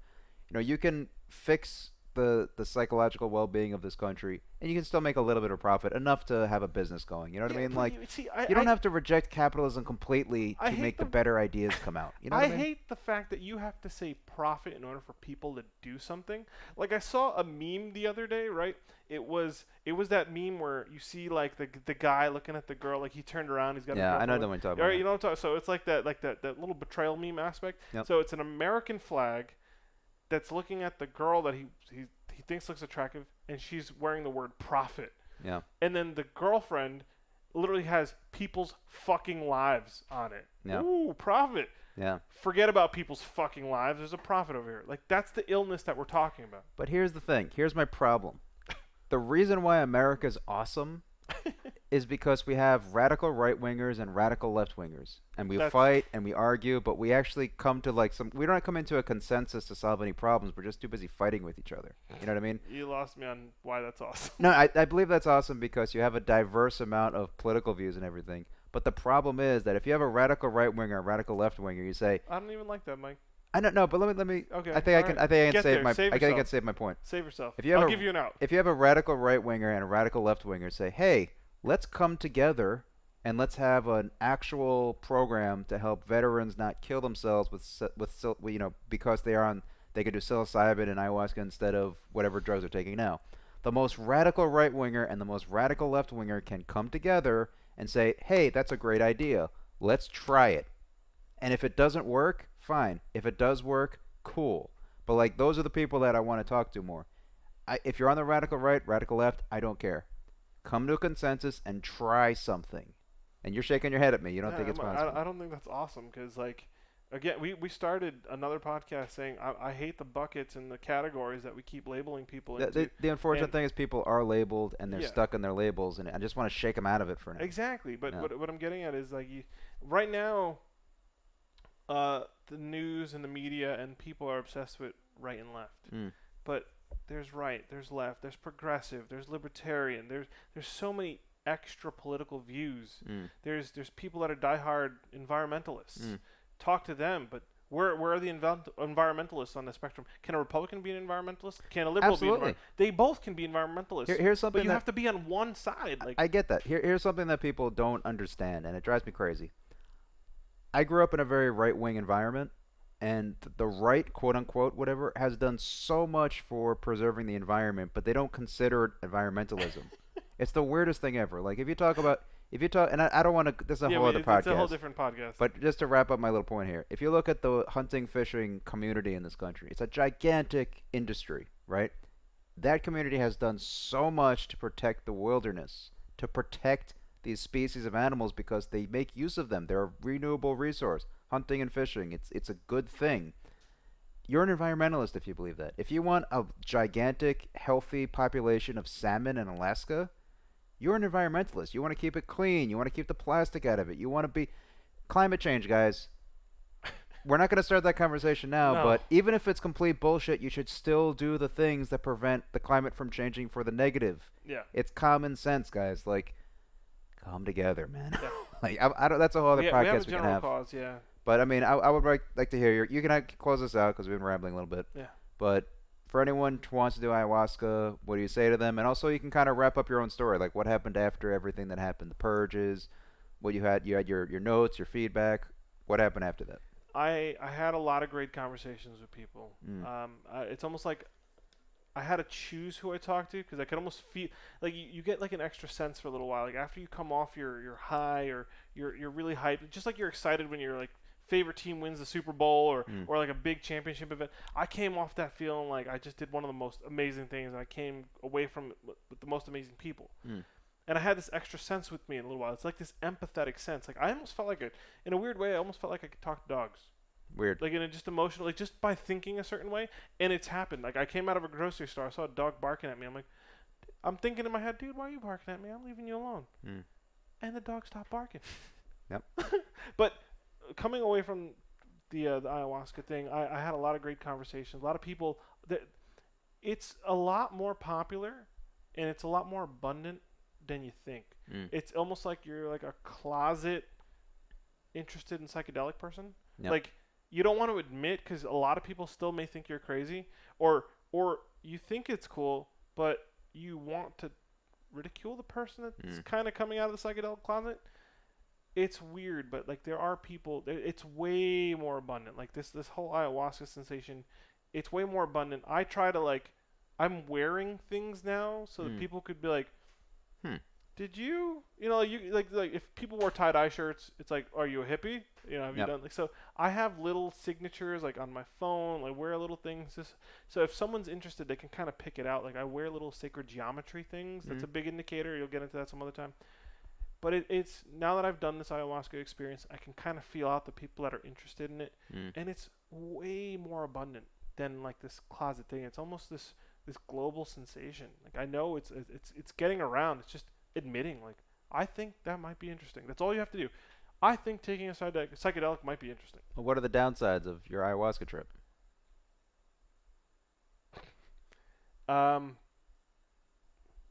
The one downside was since it's Schedule 1, it was the risk. Okay. There's a very fine line that you have to walk on a tightrope so that even if authorities did show up, it's in a legal fashion. And so... Well, that doesn't count. What do you mean? That's not a real negative thing. I'm talking about like... well, I was afraid. It was like... I was afraid I'm doing something wrong. Like, oh my God, a Schedule 1 DMT. So worst case scenario, what did you go through, just so people know if they ever did it themselves? The purging thing sounds awful, but I mean, like, the taste of the ayahuasca sounds awful. The risk. What else? That's nothing compared to what I took from it afterwards. Like, oh, I see the world in a different light, and you know what? I know what the one bad thing is. The bad thing is I can realize so much more now. Like you're almost ignorant. Like you know how to say ignorance is bliss. Now that I know that this realm exists, I know like the emotional spectrum of people. I know what the planet's going through. I know how serious things are. I just know it. I'm not ignorant. And so it's like you can be just an ignorant person. You go into your job. You don't give a shit about anything except you go to your job, you work, you go home, you watch some TV. Like that's like a blissful, purposeful, ignorant choice. Let me jump in quick. I was gonna finish. But the word ignorant, I think people should stop using because it's too much of a buzzword. I think the word unaware. That's is good. Better. Unaware. Yeah, go ahead. So you lead an unaware life that there's all these magnificent things beyond just what you've kind of set up for yourself or what society has set you up with. And so it's that versus being like the president of the United States. They're both human beings, but one has way more fucking responsibility, like way more perception on things. Like you have the perception of the country, you have the perception of the armed forces, you have the perception of foreign affairs. So that all exists, but if you're unaware that it exists, you don't have to care about it. But this kind of goes back, like there's nobody who should say that ayahuasca should be illegal. That's preposterous. It shouldn't absolutely. And also not. because we're talking about, and correct me if I'm wrong, ayahuasca is the combination of 2 plants and water. That's it with some energy. You cook it up with a little bit. some You fire. brew it. Okay, fire. Let's go with fire. Yeah. So in what world is 2 plants that grow naturally on the planet, water and fire? Explain to me why that should be illegal. You know what I mean? Like that's against the law. I know it's a way more I mean? ethical conversation. But it's essentially it's gonna But you understand kind of what I'm saying, right? Yeah, so we'll leave it at that. Mike, close the show out, please. Let's close it out. Yeah, I mean, I could talk about this for another 7 hours, but we'll wrap it up there. I want to thank you for sharing your story because I think that's really beneficial for me just to hear it, and for other people. I think it's so interesting to hear people's adventures and what they did in their life, and this seems to be a very profound experience that you had. And I just really want to thank you for sharing it, because I'd love to pick your brain more about it. Maybe we'll go back to this. This is probably not the first time we're talking on the record Yeah, about yeah. this. But I mean, we're going to talk about this more, and maybe we'll have some more adventures. And eventually, I will try ayahuasca, but I need some work to do on the old brain for now. And we want a little bit of a fan base that's waiting for you to take Yeah, it. I don't want that pressure, man. Yeah, no, we want that. It's going to be the happiest. Like, it's almost like I envy you. Well, yeah, I envy you because when you decide that the time is right, you've had so much more time to prepare and think about it, and your intention is going to be so much more involved and pure. Essentially, I went in as a curious person. You are setting yourself up to be like this. You're going to climb a tall ass mountain, and you're getting your hiking boots. You're getting like that's what you're doing. I'm just like, all right, I'm gonna go, guys. Shit, it's cold out here. I don't have a backpack. I have sandals on. Why do I have sandals on? I'm climbing in the winter. So it's gonna be that much better for you. No, I appreciate that. All right, so all right. That's it, guys. I let Mike control the show. I'll let you do the final salute. Do the call to action. Actually, I'll do the call to action. Yeah, I'll just say my quick little goodbye, and then you can close it out, because I'm not weird about that. Thanks for help. Thanks for watching, everyone. I'll talk to you soon. Bosa will talk to you soon, and we'll keep going with this, because I'm having a lot of fun at the end of the day. So yeah, we're just trying to figure this out. Trying to figure this out. I really don't know what platform, what social networking this is on, but if you can somehow leave feedback, whether it's one of the simple likes, some sort of subscribe, leave a comment. If you even want to message me individually, I'm open to it. Again, we're just starting this thing, and this is a pretty heavy conversation to have for a podcast. I hope it was informative. I hope it was entertaining.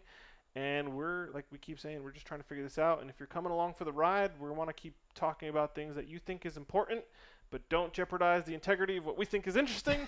So with that said, thank you for listening and watching. Have a great time with your life, whatever you're doing when you hit the stop button. Thanks, guys.